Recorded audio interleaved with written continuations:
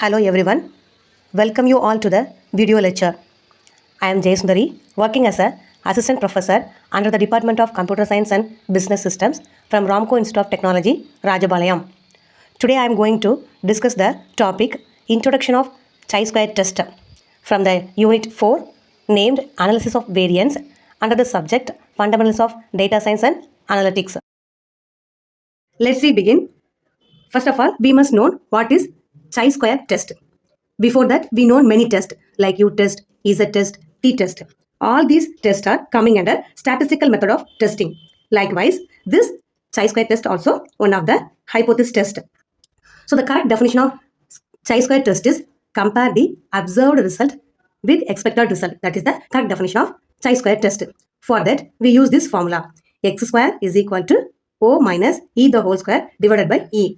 This O is represent observed frequency, then this E is represent expected frequency. Already I told chi-square test is compare the observed result and the expected result. So here we compare these two frequencies so that we can get this X square value. Next, we calculate the significant value. For that, we use this formula.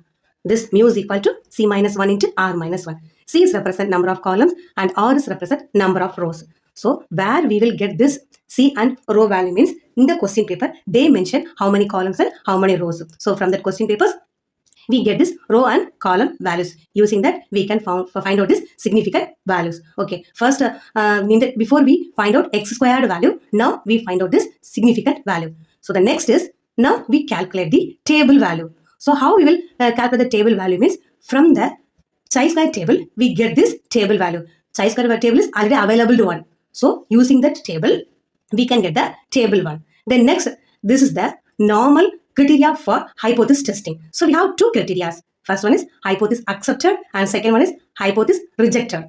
So how we represent this criteria means if the calculated value means we do the summations, we do the calculations. So that value is calculated as the calculated value. So if the calculated value is less than the table value where we get means using this chi-square table, we get the value. Okay. So we compare these two values, calculated values and the table values. If the table value is greater than the calculated value, then we represent hypothesis accepted. Suppose the table value is less than the calculated value, then we conclude the hypothesis value is rejected. Here, I will explain how to check chi-square test table. How we take the values or how we find the values from the chi-square test. So here we have a row and we have a column. So these values I represent here 1, 2, 3, 4. No, these values we get from the mu value. Already I told you no, mu is equal to C minus 1 into R minus 1. Using that formula, we find out this mu. Mu is the significant value. So all the significant values is represent this column.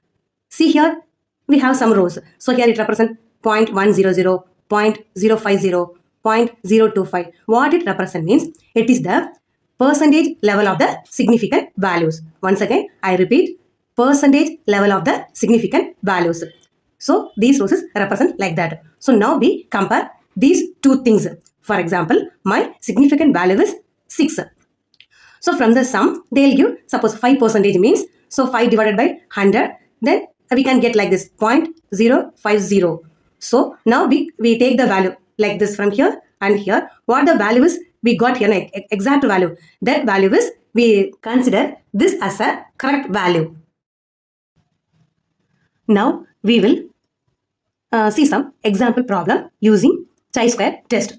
Okay, this is the example problem. The table given below shows the result of a survey in which 250 respondents were classified according to levels of education and attitudes towards students' agitations in a certain town. Test whether the two criteria of classifications are independent. So what they asked here means the two criteria of classifications are independent. So here they said two criteria. What is the two criteria? First one is education. Second criteria is attitude. The education is categorized like this. First one is middle class, high class, college and postgraduate. Then the second criteria is attitude. This attitude is categorized against, neutral and for. So this is the two criteria. Now what we find out means whether these two criteria are independent or not. So now we will solve the problem. This table is the important one. Now we calculate one by one. Okay. So already we have observed values. So here middle class means, so I think so 40, here also 40, here 30 and here 15. So this is the observed value which is given by the sum. Here 25, 20, 15 and one more 15. Same here 5, 5, 30 and 10.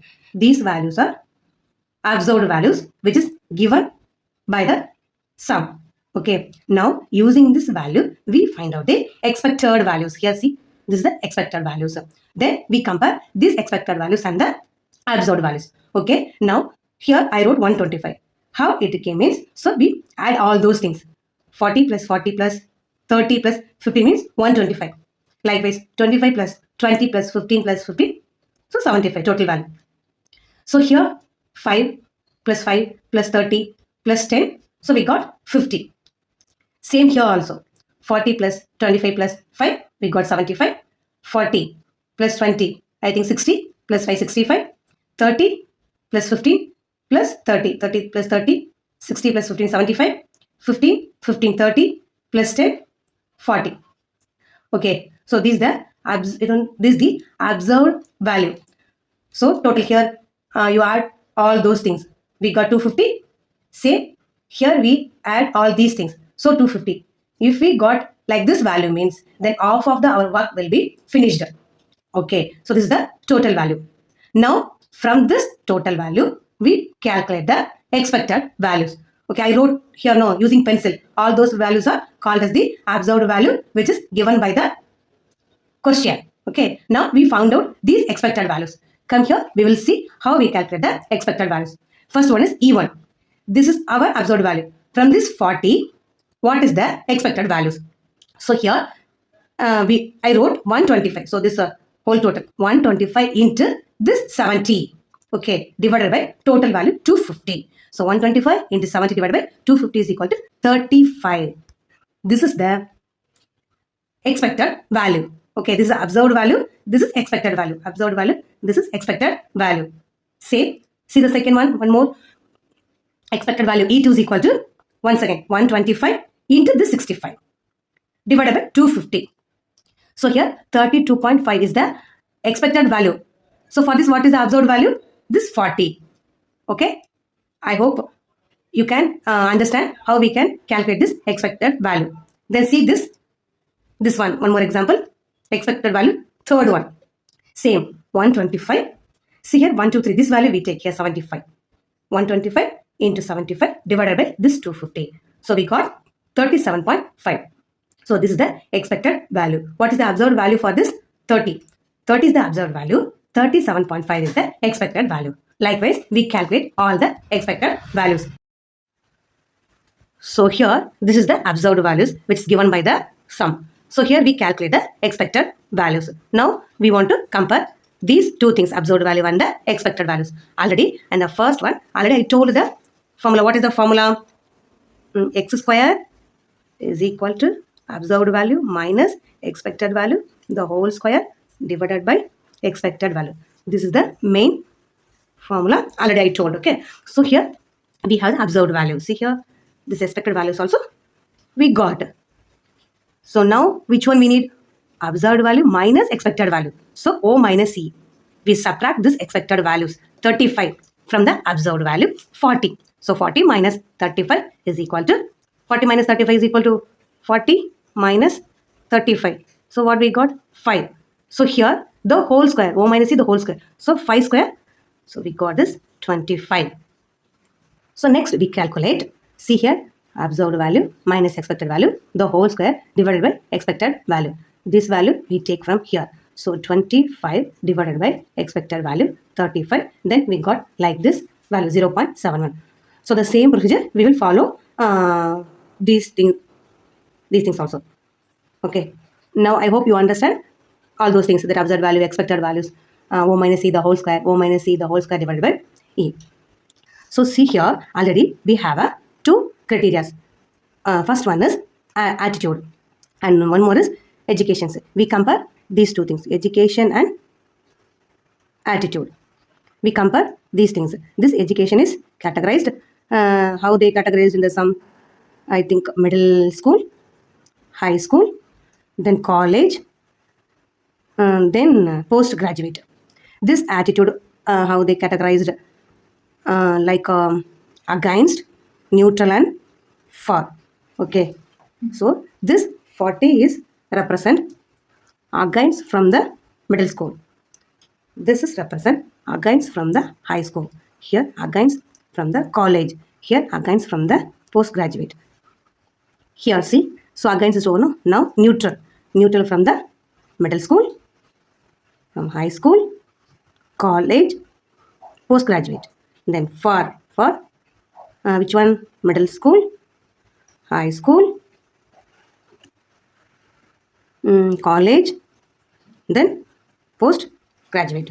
So I hope you understand all those things, how we represent these, and how we'll get these values. So here total value, see here, the total value was 35.42. So the total value, what we got, 35.42. That is the calculated value. Okay. Then next we find out the significant values. Okay. Significant values already we know the formula. C minus 1 into R minus 1. Already I told this column value and the row value we took from the sum. So here we have 3 columns and 4 rows. Already told, no, 3 columns. What are the 3 columns? From the this one, against, then neutral, then for. So these are the columns we got from the sum. Then next one is this row, no, 4 rows. What are the rows? What they mentioned? First one is middle school, high school, then college, then postgraduates. So these 4 rows and these 3 columns we took from the sum. Okay. So here 3 minus 1 into 4 minus 1. Here 2, here 3, so 6. This is the significant value. Okay, this is the calculated value, and here we got the significant value.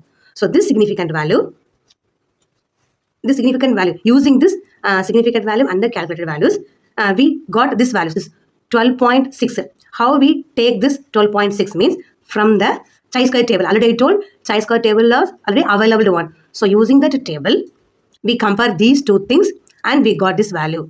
So now I will show the chi-square table. I show the this chi-square chart. No, from the chi-square chart we got 12.6. Now we compare the calculated value and the table value. See here, calculated value is 35.42.